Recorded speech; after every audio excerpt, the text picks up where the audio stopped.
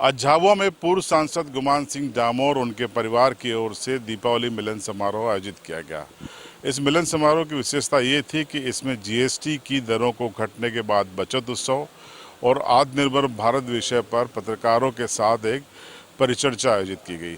तस्वीरें आप देखिए जिसमें जिले भर के तमाम पत्रकार जुटे थे। यहाँ पर इस परिचर्चा में उन्होंने भाग लिया, दीपावली मिलन समारोह में भाग लिया। यहाँ पर उसके बाद एक सहभोज का भी आयोजन किया गया। इस पूरे परिचर्चा के दौरान पत्रकारों ने इस पूरे विषय पर अपना पक्ष रखा। परिचर्चा थी इसलिए जीएसटी से संबंधित हर पहलू पर चर्चा की गई। आत्मनिर्भर भारत कैसे हो, क्या नारों से बाहर निकलकर आत्मनिर्भर भारत बन पाएगा, इस पर भी मंथन किया गया। तो तस्वीरों में देखिए किन किन लोगों ने क्या क्या इस परिचर्चा में कहा और उसके बाद सुनिए आयोजक गुमान सिंह डामोर और उनके परिवार का ये बयान। और डामोर साहब इस चोली दामन के साथ को बाखूबी निभाते हैं। अब आपके कार्यकाल की बात करें, डामोर साहब को हर माह मैं व्यक्तिगत तौर पे 3 से 4 बार याद कर लेता हूँ। वजह यह है कि मेरे परिवार के सदस्य इन दिनों धार, इंदौर, उज्जैन यहाँ पर है।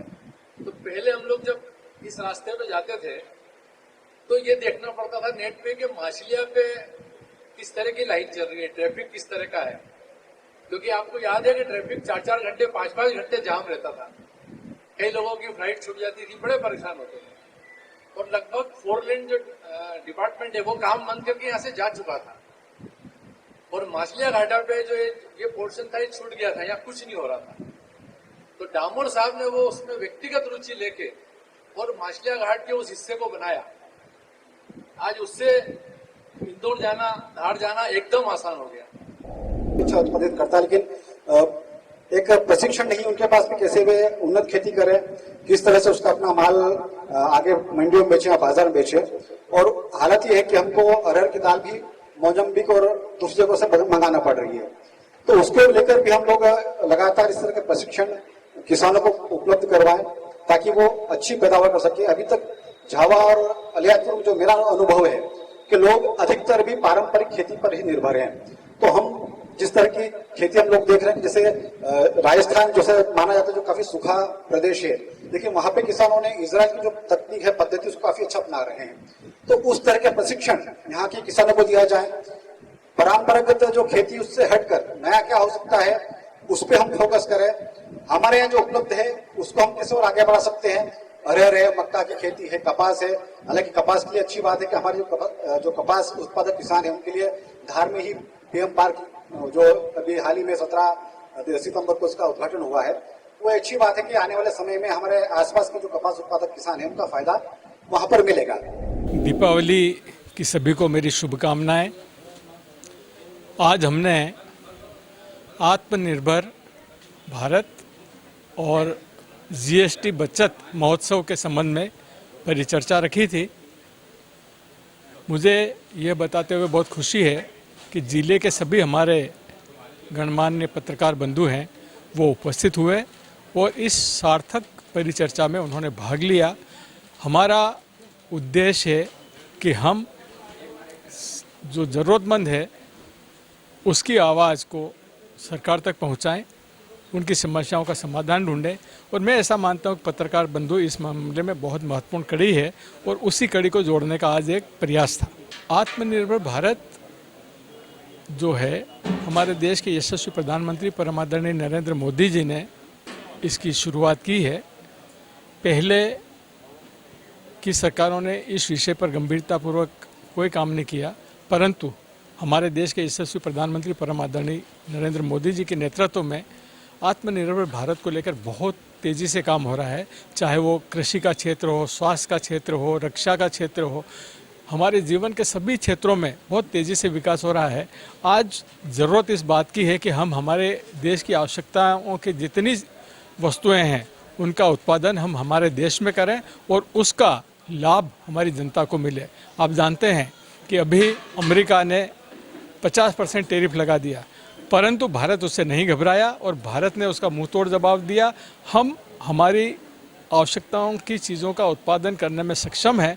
थोड़ा सा समय ज़रूर लग सकता है, पर भारत कभी किसी के सामने न तो झुकेगा, न झुका है, न झुकेगा।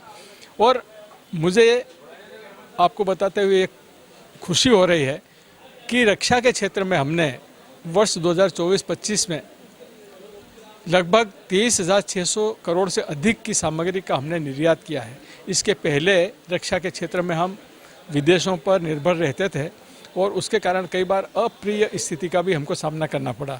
आज हम खाद्यान्न के मामले में आत्मनिर्भर हैं, इस रक्षा के मामले में हम बहुत तेज़ी से आगे बढ़ रहे हैं, स्वास्थ्य के क्षेत्र में हम बहुत तेज़ी से आगे बढ़ रहे हैं। आपको मालूम है कि हमने सबसे पहले जो कोरोना का टीका था वो हमने बनाया, और इतना ही नहीं, हमने हमारे देश के नागरिकों के स्वास्थ्य की रक्षा की, पर साथ साथ में दुनिया के कई देशों को हमने निःशुल्क टीका दिया, और ये हमारे यशस्वी प्रधानमंत्री जी के नेतृत्व में ही सफल हो सका। इसलिए पूरे देश की जनता की ओर से और विशेषकर झाबुआ जिले की जनता की ओर से मैं माननीय नरेंद्र मोदी जी का आभार व्यक्त करता हूँ। को नमस्कार, सभी को दीपावली का हार्दिक अभिनंदन, नूतन वर्ष की बहुत सारी शुभकामनाएं। सभी के परिवार सुखी, स्वस्थ और प्रसन्न रहे, ऐसी ईश्वर से प्रार्थना करती हूँ। मैं सुरेश डामोर, श्रीमती सुरेश डामोर, गुमान सिंह डामोर की धर्मपत्नी और 94 बैच की IAS ऑफिसर रही हूँ। ये जो हमने एक आज कार्यक्रम दीपावली मिलन और आत्मनिर्भर भारत और GST बचत वाला जो रखा था, उसके पीछे उद्देश्य ये था कि हम झाबुआ के संदर्भ में हमारे ज़िले के जो प्रोडक्ट हैं या हमारे यहाँ के जो लोग हैं उनको आगे कैसे बढ़ाएं। तो इस परिचर्चा के माध्यम से हम ये एक प्लेटफॉर्म जानना चाह रहे थे कि किस दिशा में पत्रकार बंधु यदि लीड लेंगे तो निश्चित हमारा जिला जो है और ज़्यादा जो यहाँ प्रोडक्ट होते हैं, यहाँ जो मिलेट्स होते हैं, यहाँ जो गुड़िया बनती है, यहाँ जो कपास की फसल कह लीजिए, हमारे सीताफल की फसल कह लीजिए, यहाँ आम की बहुत तादाद में फसल अच्छी होती है, जो भी चीज़ें यहाँ पर है उसको हम अच्छे से और यदि ग्रो करेंगे, जो भी यहाँ प्रोडक्ट बनते हैं उनके दिशा में और आगे बढ़ने की ज़रूरत है।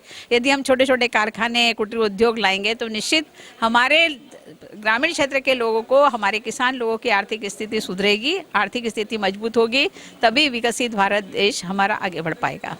तो लंबे समय के बाद झाबुआ की में किसी सियासी फैमिली या सियासतदान के द्वारा ये दीपावली मिलन समारोह पूरे ज़िले की मीडिया का आयोजित किया गया, जिसमें परिचर्चा के जरिए संवाद भी हुआ। एक सार्थक संवाद, एक निष्कर्ष निकालने की कोशिश हुई। आपकी राय कमेंट में ज़रूर बताएं। चैनल पर नए हो तो सब्सक्राइब जरूर करें।